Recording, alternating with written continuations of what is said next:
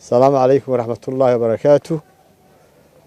marka koowaad waxaan halkan tacsiyo uga dirayaa dadkii shacbiga ahaa ee ku geeriyooday shaqooyinkii shalay ka dhacay degmada Ceelaf Weyn. intii geeriyootay Ilaahay baynu uga baryaynaa inuu naxariistii janno ka waraabiyo, dambi dhaafna siiyo. intii naga dhaawacantayna in Ilaahay caafimaad siiyo. waa ayaan darro runtii aad baa ayaan darro u tahay in muddo 3 sannadood ka badan oo inagu soo noqnoqdo dagaalkaas ahliga ah ee ka jiray degmada Ceelaf Weyn.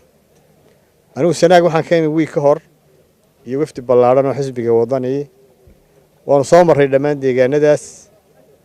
colaaddu way muuqatay, shacbigu wadooyinka qoryo la taagnaayeen. ciidanka ammaanka ee Soomaaliland halka joogay aad bay ugu warwarsanaayeen in any minute uu dagaal dhici karo. Suudaan aadan baa hadda mahmaahayay waxay la tahay xukuumaddu arrintaa dee way ku dhex jirtay intaas. dadka shacbiga iyo salaadiinta iyo dhaqankuna waa ku dhex jiray. waxay la tahay xukuumaddu waxa caddaatay halkaa dee inay ku fashilantay oo ay nabadda xidhi kari weyday. awooddii xukuumadda inay adeegsato waa loo baahnaa. quwaddii xukuumadda inay adeegsato waa loo baahnaa. waxaa kaloo iyaduna la yaab leh in madaxweynihii jamhuuriyadda Somaliland oo isna shalay yidhi baaq baan diray 1 daqiiqo ka yar.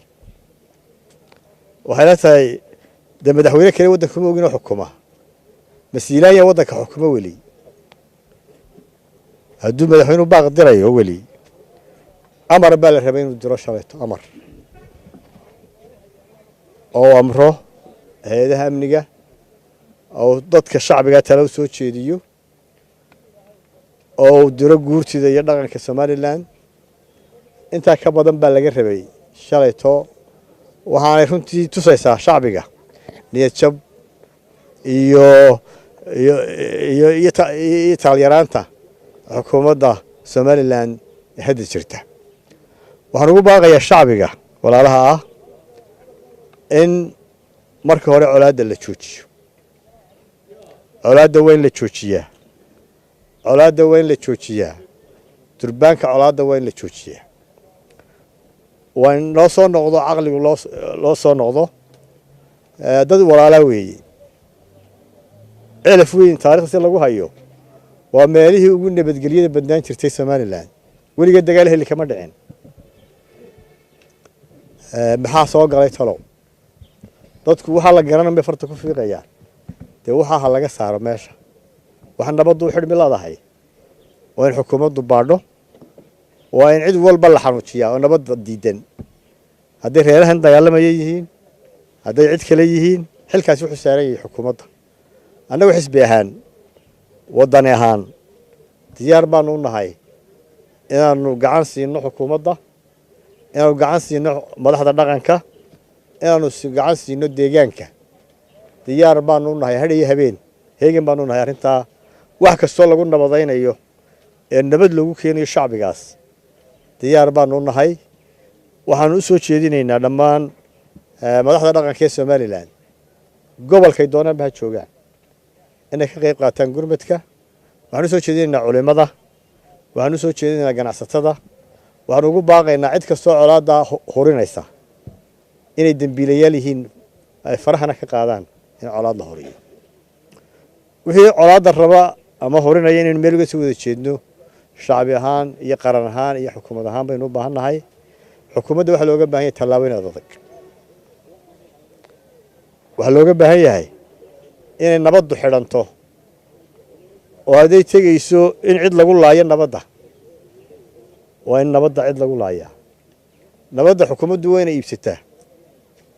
xukuumaduhu nabadda waa la iibsadaa mararka qaarkood. rag dalka nabadeeyey nabadda way iibsadeen. madaxweyne cigaal iyo madaxweynayaasha ka dambeeyey nabadda. marka waxaan leenahay xukuumadda Somaliland inay xoogna wax kaga qabato, xigmadna wax kaga qabato, nabadna la soo celiyo.